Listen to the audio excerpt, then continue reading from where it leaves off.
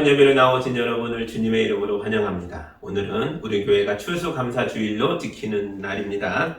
주님께서 여러분의 몸과 마음과 영혼에 구원의 은총을 풍성하게 부어주시기를 주님의 이름으로 축복합니다. 아멘. 함께 예배합니다. 하나님께 예배하는 사람은 영과 진리로 예배해야 합니다. 아멘.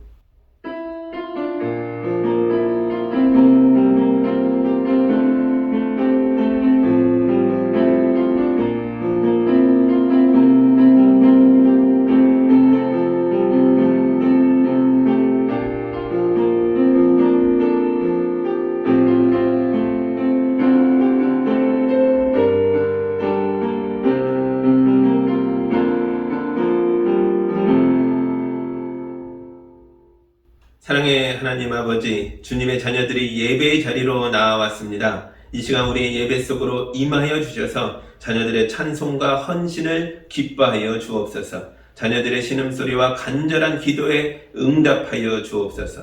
복되고 거룩한 말씀으로 자녀들의 믿음을 굳세게 하셔서 담대하게 실천하며 살게 하여 주옵소서. 예수님의 이름으로 기도합니다. 아멘. 찬송가 301장 함께 찬양하겠습니다.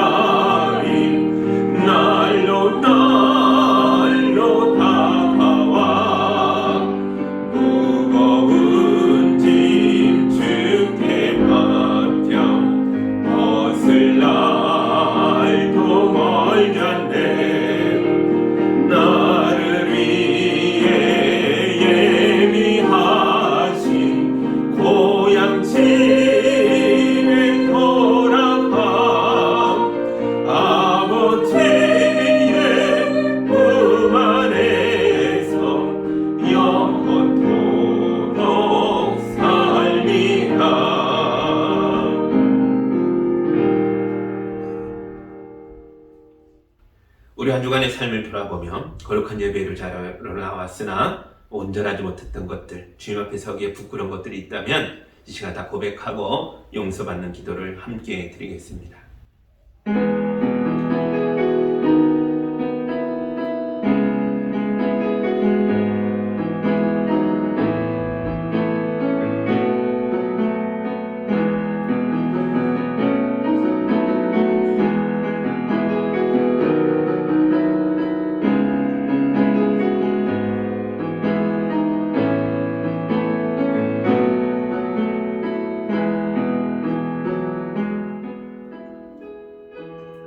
사랑의 하나님 아버지, 연약한 우리를 돌보기 위하여 눈동자도 깜빡이지 않으시고 지켜주시니 감사합니다. 그러나 우리는 감사가 없는 생활은 절망이요 비극이라는 것을 모른 채 살았습니다. 그래서 우리는 마치 하나님이 없는 사람처럼 불평과 원망이 많은 삶을 살다 왔습니다. 주여, 우리가 하나님보다 물질을 더 믿었습니다. 그래서 나보다 더 간절한 사람 앞에서 주먹에 움켜진 것을 놓지 않았습니다. 주여, 우리가 하나님보다 나를 더 사랑했습니다. 그래서 우리는 내 마음이 불편하다는 이유 하나만으로 주님의 거룩한 교회와 형제 자매와 예배로부터 도망쳤습니다. 주여, 우리의 믿음 없는 모습을 용서하여 주옵소서. 주님의 말씀으로 우리를 새롭게 빚어주셔서 풍성하고 넉넉한 하나님의 사랑과 은혜 속으로 인도하여 주옵소서. 예수님의 이름으로 기도하옵나이다. 아멘.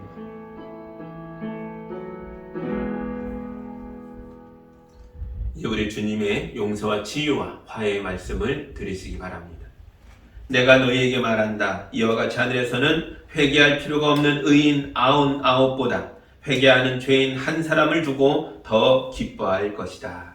아멘. 용서받은 예배자로서 사도신경으로 우리의 신앙을 함께 고백하겠습니다. 나는 전능하신 아버지 하나님 천지의 창조주를 믿습니다. 나는 그의 유일하신 아들 우리 주 예수 그리스도를 믿습니다. 그는 성령으로 잉태되어 동정녀 마리아에게서 나시고 본디오 빌라도에게 고난을 받아 십자가에 못 박혀 죽으시고 장사된 지 사흘 만에 죽은 자 가운데서 다시 살아나셨으며 하늘에 오르시어 전능하신 아버지 하나님 우편에 앉아 계시다가 거기로부터 살아있는 자와 죽은 자를 심판하러 오십니다. 나는 성령을 믿으며 거룩한 공교회와 성도의 교제와 죄를 용서받는 것과 몸의 부활과 영생을 믿습니다. 아멘. 찬송가 588장 함께 찬양하겠습니다.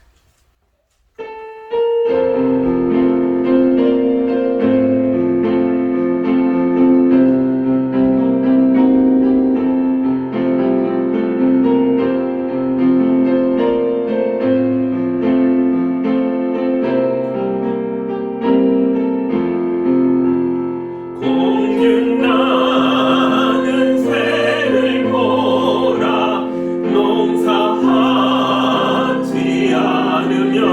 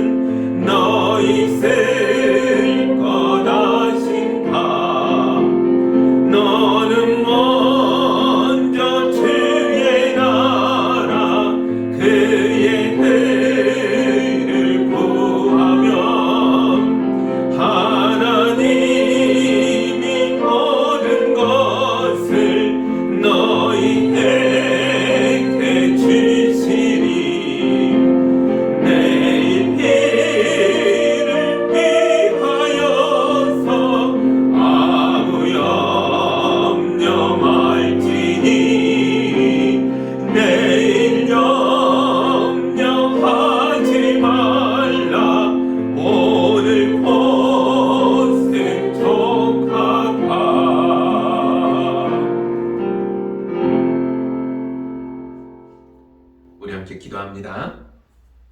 사랑의 하나님 아버지, 우리를 추수감사주일 예배로 인도하여 주셔서 감사합니다.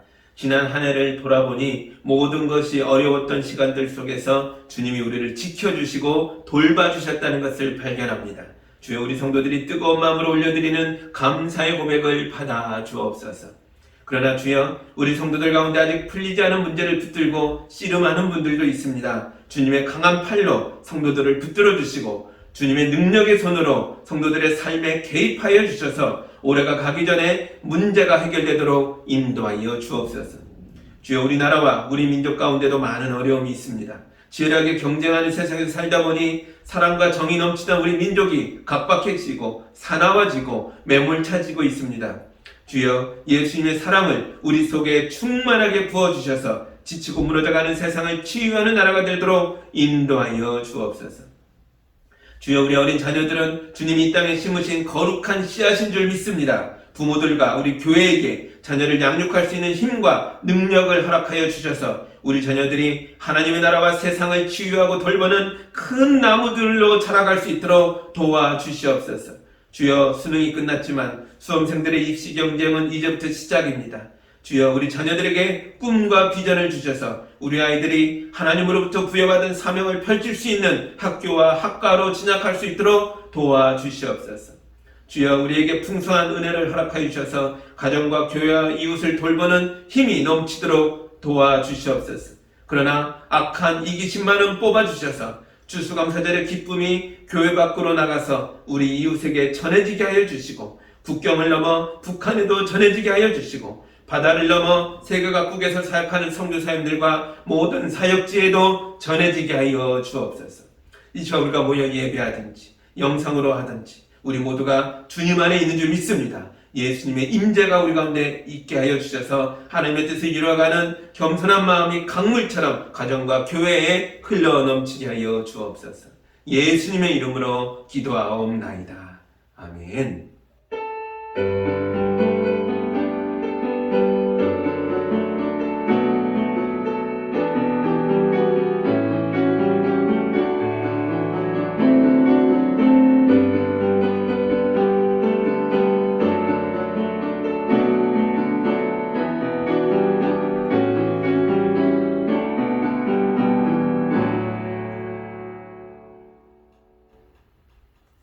오늘은 하나님의 말씀을 두 군데를 읽겠습니다. 구약의 말씀은 역대하 29장 31절을 읽을 거고요. 신약의 말씀은 누가복음 17장 11절에서 19절까지의 말씀을 읽겠습니다. 주님의 말씀을 봉독할 때에 함께 보시기 바랍니다.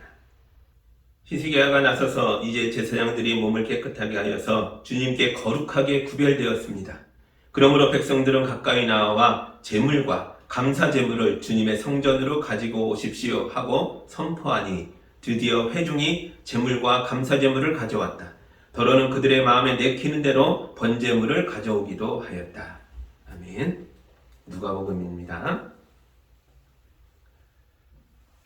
예수께서 예루살렘으로 가시는 길에 사마리아와 갈릴리 사이로 지나가시게 되었다. 예수께서 어떤 마을에 들어가시다가 나병 환자 10사람을 만나셨다. 그들은 멀찍이 멈춰서서 소리를 높여 말하였다. 예수 선생님, 우리를 불쌍히 여겨 주십시오. 예수께서는 보시고 그들에게 말씀하셨다. 가서 제사장들에게 너희 몸을 보여라. 그런데 그들이 가는 동안에 몸이 깨끗해졌다. 그런데 그들 가운데 한 사람은 자기의 병이 나은 것을 보고 큰 소리로 하나님께 영광을 돌리면서 되돌아와서 예수의 발 앞에 엎드려 감사를 드렸다. 그런데 그는 사마리아 사람이었다. 그래서 예수께서 말씀하셨다. 10사람이 깨끗해지지 않았느냐? 그런데 9사람은 어디에 있느냐? 하나님께 영광을 돌리러 되돌아온 사람은 이 이방 사람 한 명밖에 없느냐? 그런 다음에 그에게 말씀하셨다. 일어나서 가거라. 내 믿음이 너를 구원하였다. 아멘. 잠깐 기도합니다. 하나님 감사합니다. 구약의 말씀과 신약의 말씀을 읽으며 감사가 무엇인지를 배우고자 합니다. 주님의 말씀 가운데 우리에게 깨달음이 있게 하셔서 온전한 감사로 주님께 나아갈 수 있도록 인도하여 주옵소서. 예수님의 이름으로 기도합니다. 아멘. 오늘은 한 해의 수확을 기뻐하며 하나님께 감사하는 추수감사주일입니다.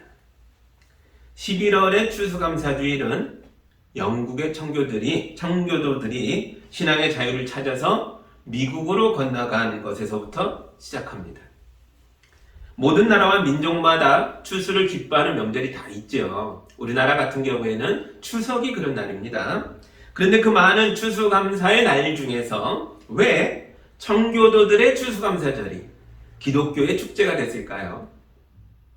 왜냐하면 이들의 추수감사절에는 뭔가 아주 특별한 것들이 들어있기 때문입니다. 청교도들이 죽음의 항해를 거쳐서 미국에 도착했을 때는 1620년에 혹독한 아주 추운 겨울이었습니다. 힘들게 바다를 건너왔던 사람들이 이 매서운 추위 속에서 많이 죽었습니다. 그때 미국의 원주민 인디언들이 이들에게 식량도 나눠주고 농사법도 가르쳐줘서 이들을 살려줍니다. 이들의 친절에 힘입어서 살아남은 청교도들이 모이면 예배하고 흩어지면 밭을 갈고 열심히 일해서 마침내 새 땅에서의 첫 수확을 거두게 됐습니다. 지금으로부터 딱 400년 전 1621년 11월이었죠. 그들은 하나님께 감사하는 축제를 열었는데요. 그때 이들은 도움을 주었던 원주민들을 초청해서 이들과 함께 먹고 마시며 잔치를 열었습니다. 여러분, 이게 첫 번째 추수감사절입니다. 여러분, 기독교의 추수감사절은 단순히 농사가 잘 돼서 아니면 돈을 많이 벌어서 기뻐하는 날이 아니라는 거죠. 청교도들의 추수감사절에는 신앙의 자유를 찾아서 모험을 떠났던 사람들의 용기와 불굴의 의지가 들어있고, 죽어가던 이들을 도와준 원주민들의 따뜻한 환대와 배려가 들어있고, 그리고 이들과 함께 하시는 하나님의 인도와 축복이 들어있었습니다. 그래서 교회 추수감사절은 오직 하나님만 섬기겠다는 우리의 신앙 고백입니다. 그리고 교회 추수감사절은 나그네를 환영하고 어려움에 처한 이웃을 돌보는 날입니다. 그리고 우리의 추수감사절은 하나님이 베풀어 주신 은혜의 그 구원의 날에 감사하는 날이라는 거죠. 우리는 예수님이 우리를 십자가에서 죽으셨다는 것을 잘 알고 있죠. 그렇기에 꼭 풍년이 아니어도, 아니면 손해를 봤어도 우리는 하나님께 감사할 수 있습니다. 청교도들의 첫 번째 추수감사절이 딱 그랬다는 거죠. 우리는 코로나 기간 동안 많은 어려움을 겪었지만 결코 꺾이지는 않았습니다. 우리는 갇혀있는 골방에서도 하나님께 예배했고, 우리 하나님께서도 다양한 사람들과 방법들을 통하여서 우리를 인도하고 도와주셨습니다. 마침내 우리는 이 코로나라는 긴 터널을 빠져나와서 함께 모여 하나님의 구원을 기뻐하며 추수감사절을 지킬 수 있게 됐습니다. 아멘. 구원과 영생의 감격이 충만한 추수감사절이 되기를 주님의 이름으로 축복합니다. 아멘. 오래전 구약시대에도 교회 문이 닫히고 예배가 멈추었던 때가 있습니다. 오늘 우리가 읽은 구약의 말씀 역대하 29장 31절이 예배가 멈췄던 바로 그때를 배경으로 하고 있습니다. 제가 다시 읽어볼게요. 히스기야가 나서서 이제 제사장들이 몸을 깨끗하게 하여서 주님께 거룩하게 구별되었습니다. 그러므로 백성들은 가까이 나와 제물과 감사제물을 주님의 성전으로 가지고 오십시오 하고 선포하니 드디어 회중이 제물과 감사제물을 가져왔다. 더러는 그들의 마음에 내킨 대로 번제물을 가져오기도 하였다. 아멘. 히스기야는 유대 왕국의 12번째 왕인 아하스의 뒤를 이어서 13번째 왕이 되는 사람입니다. 히스기야가 왕이 되자마자 가장 먼저 한 일이 자기 아버지가 닫아버렸던 성전의 문을 다시 여는 거였다는 거죠. 이 히스기야의 아버지 아하스 왕은 유대 왕국 역사상 가장 심각하게 우상 숭배를 했던 사람입니다. 아하스는 왕실의 금과 은을 동원해서 바알의 신상을 만들어서 그 신상을 성전에다 세운 사람이에요. 아하스는 거세게 저항했던 성전의 제사장들과 레위 사람들을 다 쫓아내고 그 자리를 바알의 제사장들에게 주었습니다. 아하스는 외국의 신들도 수입해서 모든 높은 산들과 푸른 나무들 밑에 신당을 차리게 했고 외국의 신들에게 예배하게 했습니다. 우상숭배에 빠진 왕은 마침내 자기 아들을 불에 태워 제물로 우상신들에게 바쳤습니다. 히스기야는 12살의 어린 나이로 아하스의 후계자로 임명됐습니다. 그러나 그는 아하스가 죽을 때까지 무려 13년을 무서움에 떨며 기다려야 했습니다. 이 아하스는 자식을 불에 태워 제물로 바치는 아버지입니다. 이런 아버지 밑에서 어린 히스기야가 얼마나 무서웠겠습니까? 그런데도 히스기야는 13년의 지옥 같은 시간을 견뎌냈습니다. 그 비결이 뭡니까? 그가 하나님을 믿었다는 것입니다. 마침내 아하스 왕이 죽고 히스기야가 25살의 나이로 정식으로 이 나라의 13번째 왕이 됐을 때에 그가 첫 번째로 한 일이 바로 종교개혁이었습니다. 히스기야는 자기가 왕이 된 첫째 달 첫째 날에 굳게 닫혀있던 하나님의 성전의 문을 다시 열었습니다. 그리고 쫓겨나고 도망가 숨어있던 제사장들과 레위 사람들을 불러 모읍니다. 그리고 그들과 함께 성전에 들어가서 청소합니다. 성전에서 각종 우상들과 더러운 쓰레기들이 얼마나 많이 나오던지 성경에 보면요, 성전을 무려 16일 동안 청소했다라고 나옵니다. 보름 동안 청소한 거예요. 여러분, 이건 엄청난 모험입니다. 수십 년간 우상숭배에 쩔어있던 왕실의 가족들과 왕의 신하들과 왕궁의 모든 백성들이 반대한 테니까요. 히스기야의 종교개혁을 반대하는 사람들이 들고 일어나서 반란을 일으킬 수도 있었습니다. 그러나 히스기야는 하나님을 향한 엄청난 열정으로 왕이 된 첫날부터 거룩한 전쟁을 시작한 겁니다. 16일에 성전 청소를 다 마친 다음 날 아침에 히스기야는 왕의 신하들을 다 불러 모으고 이들을 데리고 성전으로 올라갔습니다. 그리고 모든 왕족과 신하들과 백성의 죄악을 회개하고 하나님의 용서를 구하는 예배를 드립니다. 속죄 제물을 바친 거죠. 제사장들이 왕이 바친 7마리의 황소와 7마리의 순양과 7마리의 어린 양과 7마리의 순염소를 잡아서 그 피를 제단에 뿌렸습니다. 왕궁의 모든 백성이 왕이 성전에 엎드려 눈물로 회개했다는 것과 그리고 엄청난 양의 제물을 잡아 그 피를 제단에 뿌렸다는 소식을 들었겠죠.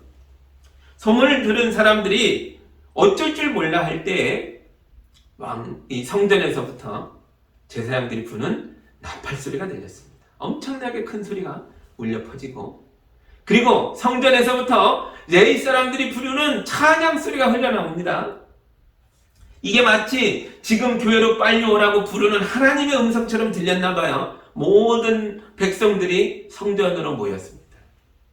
그때 히스기야 왕이 성전 마당을 가득 채우고 있는 백성들에게 했던 말이 바로 오늘 말씀입니다. 역대하 29장 31절이죠. 다시 읽어볼까요? 히스기야가 나서서 이제 제사장들이 몸을 깨끗하게 하여서 주님께 거룩하게 구별되었습니다. 그러므로 백성들은 가까이 나와 제물과 감사 제물을 주님의 성전으로 가지고 오십시오 하고 선포하니 드디어 회중이 제물과 감사 제물을 가져왔다. 더러는 그들의 마음에 내킨 대로 번제물을 가져오기도 하였다. 아멘. 수십 년 우상숭배에 찌들었던 사람들이 감사의 제물을 가지고 주님의 성전으로 가까이 나와봤습니다. 그리고 이 일의 결론을 제가 읽어드리겠습니다. 반란이 일어났을까요? 아닙니다. 35절과 36절입니다. 이렇게 하여 주님의 성전에서 예배를 드리는 일이 다시 시작되었다. 일이 이렇듯이 갑작스럽게 되었어도 하나님이 백성을 도우셔서 잘 되도록 하셨으므로 히스기야와 백성이 함께 기뻐하였다. 아멘. 히스기야의 예배는 1621년 11월의 어느 날 청교도들이 미국의 원주민들과 함께 드렸던 추수감사절과 똑같이 닮아 있다는 거죠. 히스기야도 이날 불굴의 의지와 용기로 하나님의 신앙을 선포했고 왕과 백성이 하나 되어 하나님께 감사의 예배를 드리며 예배하였습니다. 그리고 하나님께서 이 백성을 도우셔서 모든 게 잘 되도록 인도하셨기 때문에 왕과 백성이 함께 기뻐하였습니다. 그래서 저는 이날이 바로 히스기야 왕의 추수감사절이라고 생각합니다. 오늘 우리의 추수감사절 예배가 히스기야의 예배처럼 닫혀있던 성전의 문을 여는 예배가 되기를 주님의 이름으로 축복합니다. 전염병의 창궐로 인하여 우리 예배당도 한동안 닫혀 있었죠. 그래도 우리는 예배를 멈출 수 없었기에 영상을 제작하여 각자 처소에서도 함께 예배하였습니다. 우리 하나님 아버지는 이 세상의 모든 곳에서 자녀들과 함께 하시는 분이시기에 우리가 골방에서 드리는 예배 가운데서도 임하여 우리와 함께 하신 줄 믿습니다. 그러나 우리는 성도들의 교제가 그리웠습니다. 교회는 성도들의 어머니죠. 우리는 교회로 모여서 서로의 아픔을 위로해주고 서로를 위해 기도해주면서 함께 울고 웃으며 신앙생활을 해왔는데 이런 교제가 끊어지자 마치 어머니의 손을 놓친 아이처럼 우리는 거친 세상에서 홀로 외롭게 버텨야만 했습니다. 우리 하나님도 여러분이 혼자 외롭게 버티면서 예배하는 것에 대해서 몹시 안쓰러우셨을 겁니다. 여러분, 너무나 감사하게도 이제 교회 문이 다시 열렸습니다. 신앙바닥에서 울고 있다가 어머니를 발견한 아이처럼 교회로 달려오시기 바랍니다. 슬프세요? 교회가 함께 울어줄 것입니다. 기쁘세요? 교회가 함께 기뻐할 것입니다. 여러분도 교회로 와서 다른 사람들을 돌봐주십시오. 아픈 분들을 위하여 기도해 주시고 새로운 길을 걸어가는 우리의 젊은이들을 또 우리 어린 자녀들을 격려해 주시고 어려움에 처한 분들을 응원해 주시고 할 수 있는 한 최선을 다하여 돌봐주십시오. 우리가 예수의 이름으로 서로를 돌볼 때에 우리는 성도들의 어머니인 교회 안에서 신령한 젖을 먹고 강건하게 될 줄 믿습니다.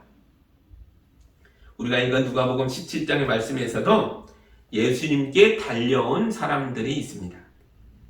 예수님이 갈릴리를 떠나서 예루살렘으로 가고 있었는데요. 예수님은 예루살렘에 가시면 십자가에 달려 죽게 될 것이기 때문에 이번 여행이 예수님의 마지막 여행이었습니다. 예수님과 제자들이 어떤 마을에 들어가려고 하다가 마을 입구에서 10사람의 나병 환자들을 만나게 됩니다. 이 시대의 나병이란 너무나도 무서운 전염병이었기 때문에 나병 환자들은 마을에 가까이 오면 안 됩니다. 마을 사람들에게 잘못 걸리면 돌에 맞아 죽을 위험이 있습니다. 그런데도 이 사람들이 마을 입구에 나타났습니다. 그리고 이 사람들이 예수님을 향해 소리를 질렀습니다. 예수님, 우리를 불쌍히 여겨 주십시오. 무려 10명이 부르짖는 소리입니다. 마을 사람들이 듣고 달려올 정도로 엄청나게 큰 소리였겠죠. 그러니까 이들은 지금 목숨 걸고 소리치고 있는 겁니다.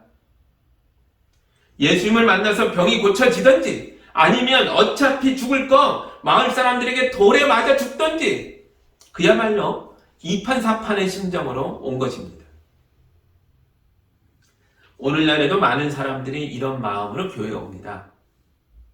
삶이 무너지고 마음이 너무 괴로워서 이래 죽나 저래 죽나 이판사판으로 예수님이 있다는데 만나라도 보자 그렇게 오는 분들이 많죠. 여러분, 저는 어릴 때부터 예수님을 믿은 사람이에요. 그래서 제 인생에는 죽을 고비가 없을 줄 알았어요. 근데 그렇지 않더라고요. 초등학교 6학년 때 저는 폐결핵 환자였습니다. 보건소에 약을 타러 가야 해서 담임선생님께 말씀드렸거든요. 담임선생님이 반 아이들에게 공개적으로 그러더라고요. 얘 폐결핵이니까 얘하고 접촉하면 안 돼. 음식도 같이 먹으면 안 되고 얘가 썼던 컵을 니네가 쓰면 안 돼. 따로 써야 돼. 뭐 당연한 얘기지만 저도 조심하고 있는데 그걸 공개적으로 얘기하니까요. 너무 부끄럽더라고요. 그때 정말 저는요. 초등학교를 자퇴하고 싶더라고요. 저는 오늘 말씀에 나오는 나병 환자들의 심정을 너무 잘 알겠어요. 그때 저도 그랬으니까요. 학교에서 도망치고 싶을 때에 제가 하나님 앞에서 얼마나 울며 기도했겠습니까? 그랬더니 하나님께서 제 병을 고쳐주셨습니다. 이런 간절함이 우리 믿음의 시작입니다.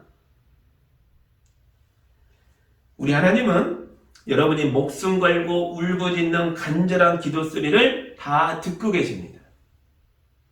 기도할 때에 사람들의 눈치가 모여서 조심하는 분들이 있어요. 뭐 때로는 그래야죠. 또 공적 기도는 그럴 필요가 있죠. 그러나 이런 간절함을 가지고 할 때는요, 사람 눈치 보는 게 아닙니다. 이런 간절한 상황에서도 사람 눈치가 보인다면 그 사람 아직 살만한 거예요.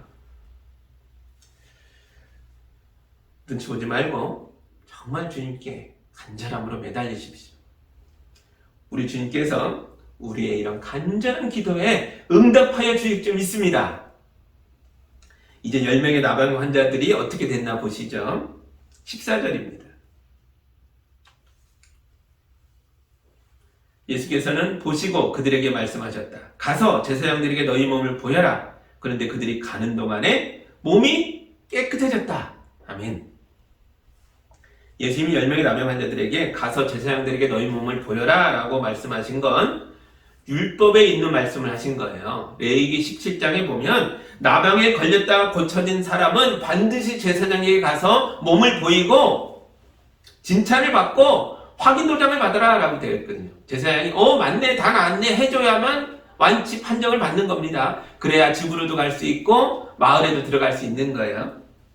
그러니까 예수님이 제사장에게 가서 몸을 보여라 이 말씀은요, 너희 병이 고쳐질 것이다 라는 약속을 하신 거예요. 예수님이 제사장에게 가라고 하니까 그들은 고름이 줄줄 흐르는 몸으로 제사장을 만나려고 갑니다. 그러다가 가는 도중에 10명 모두의 몸이 깨끗해졌어요. 병이 고쳐진 겁니다.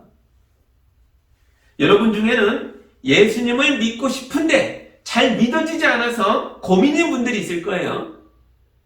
그런 분들에게 말씀드립니다. 여러분, 순종이 곧 믿음입니다.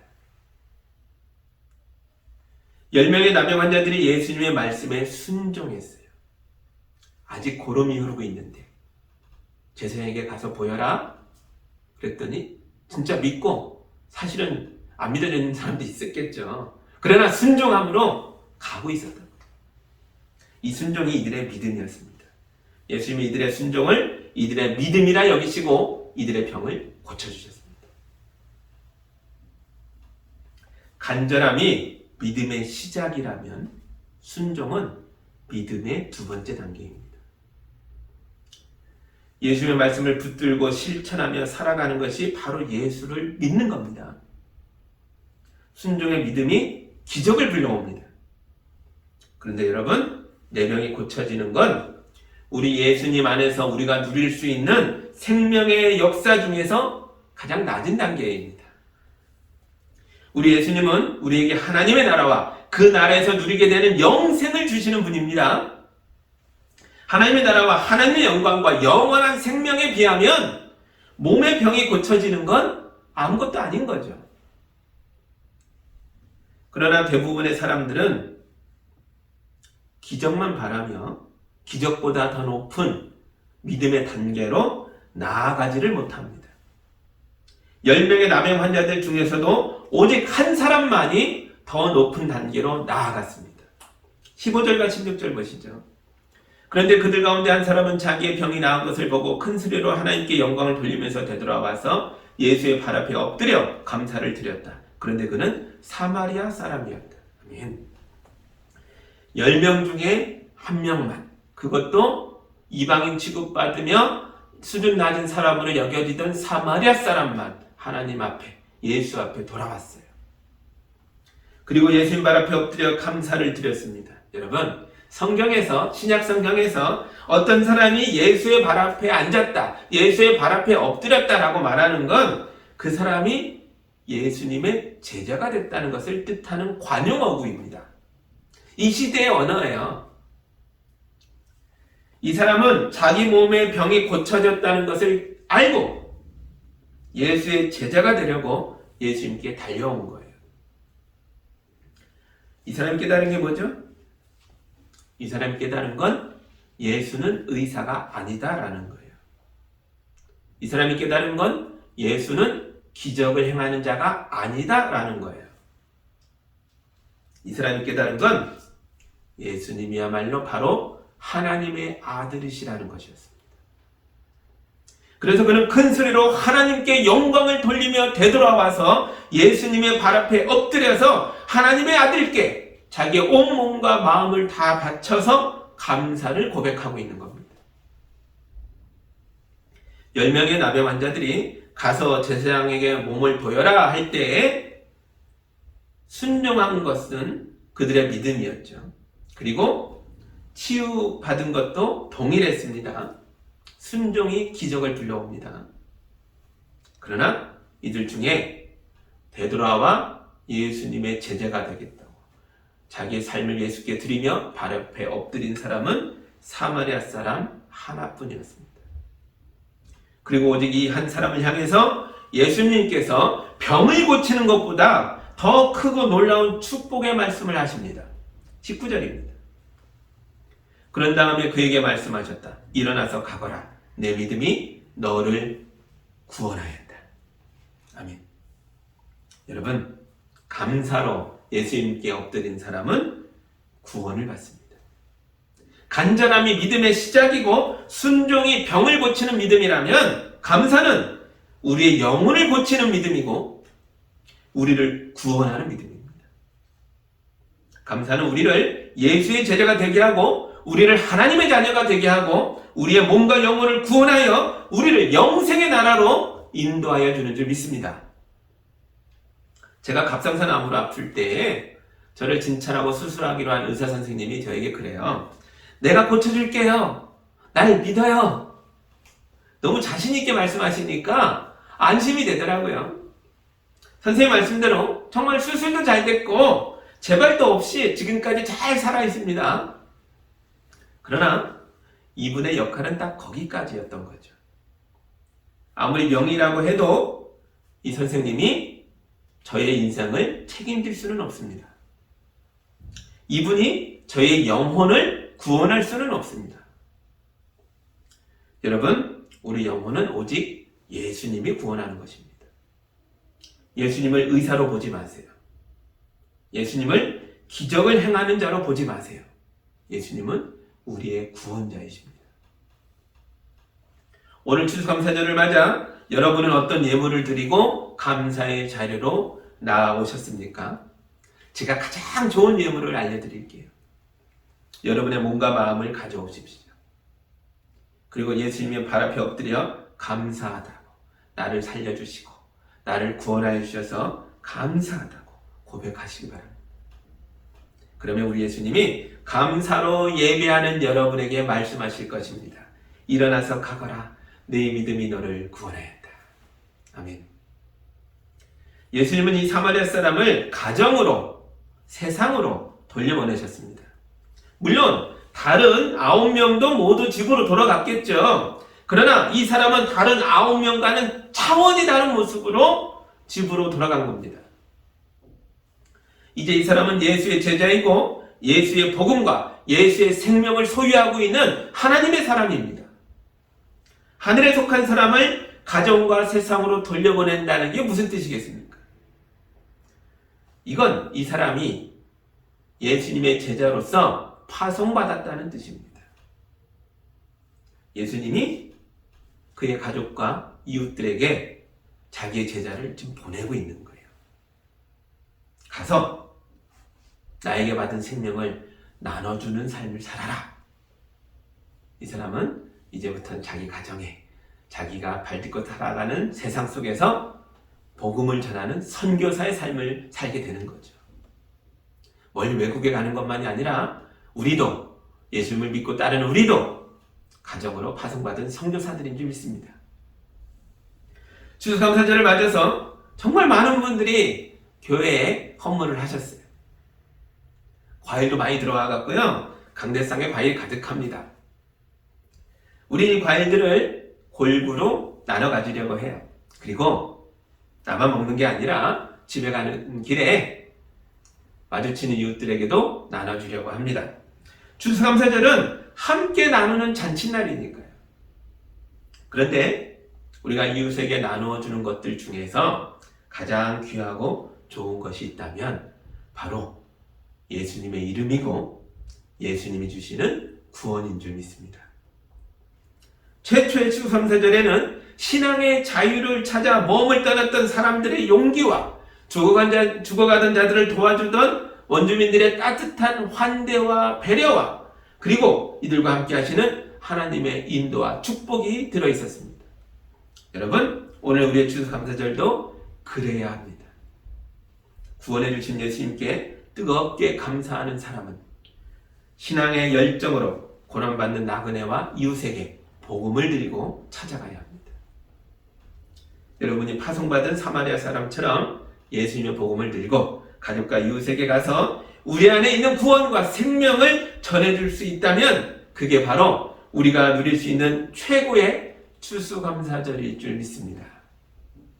여러분 모두가 하나님 나라에 들어가는 그날까지 매일 기쁘게 순례의 길을 행함으로써 날마다 추수감사절에 영광과 기쁨을 누리며 살아가는 예수양교교회 성도들이 다 되시기를 주님의 이름으로 축복합니다. 아멘. 함께 기도합니다. 사랑의 하나님 아버지 감사합니다. 연약했던 우리를 돌보시고 죄에 빠졌던 우리를 용서하시고 주저앉았던 우리를 일으켜 세우시기 위하여 우리 예수님이 십자가를 지셨습니다. 주님의 십자가를 보고 깨닫고 십자가 앞에 무릎 꿇은 사람들입니다. 우리와 함께 해주셔서 우리 안에 넘치는 생명을, 우리 안에 넘치는 구원에 대한 감격과 감사를 우리 가족과 이웃에게 나누어주는 자로 살 수 있도록 도와주시옵소서. 추수감사절이 오늘 하루만이 아니라 우리 성도들의 삶 속에서 하나님 나라가 들어가는 그날까지 매일매일 펼쳐질 수 있도록 인도하여 주옵소서. 예수님의 이름으로 기도합니다. 아멘.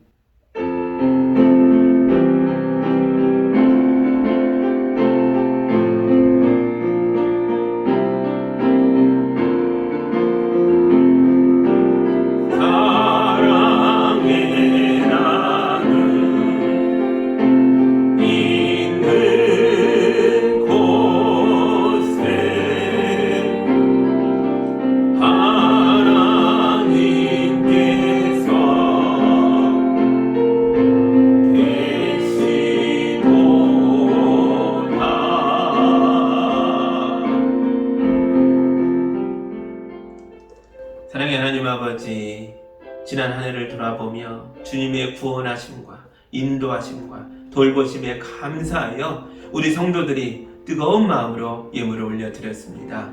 이 귀한 예물을 통해 영광 받아 주옵시고 이 귀한 예물을 통해 주님의 몸된 교회가 거룩하게 세워지게 하여 주시고 이 예물이 주님의 이름으로 세상 가운데 나아가서 많은 사람들을 돌보고 구원하는 역사가 되도록 도와주시옵소서. 우리 성도들 담대하게 살아갈 수 있도록 축복하여 주시옵소서. 넘치는 은혜를 누리며 가정과 이웃을 돌볼 수 있도록 인도하여 주옵소서. 연약한 자들을 고치시고 세우시고 건강할 수 있도록 도와주시옵소서. 예수님의 이름으로 기도하옵나이다. 아멘.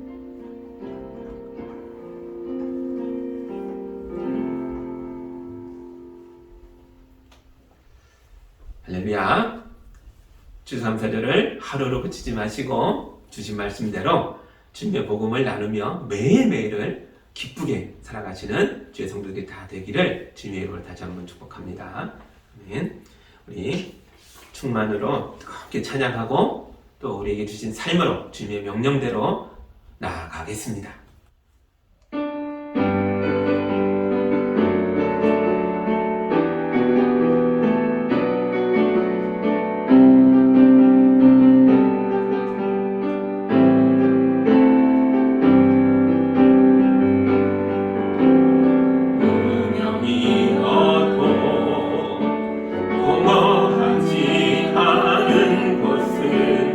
예수 아래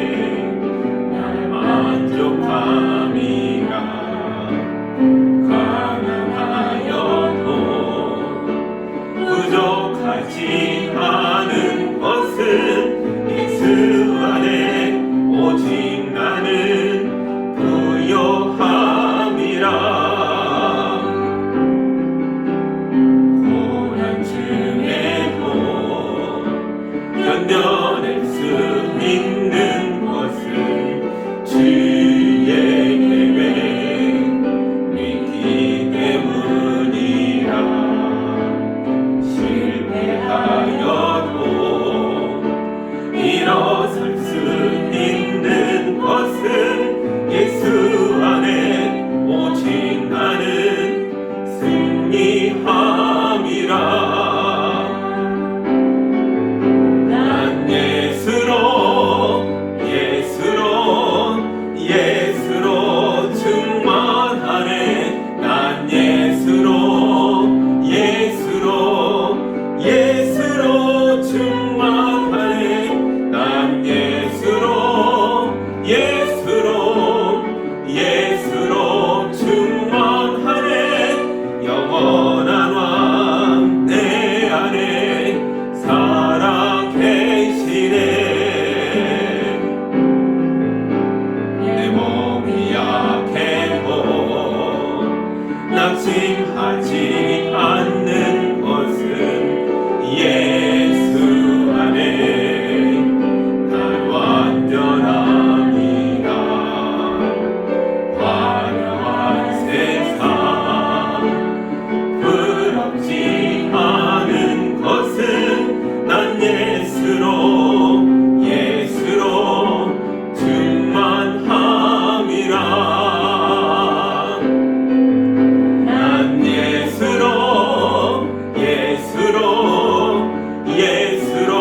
충만하네. 세상 모든 것들도 부럽지 않네.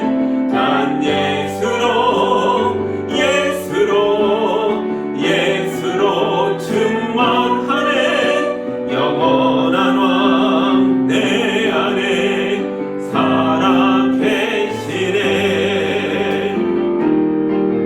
난 예수로 충만하네. 세상 모든 풍파도 두렵지 않네. 난 예수로 충만하네. 영원한 왕 내 안에 살아계시네. 영원한 왕 내 안에 살아계시네.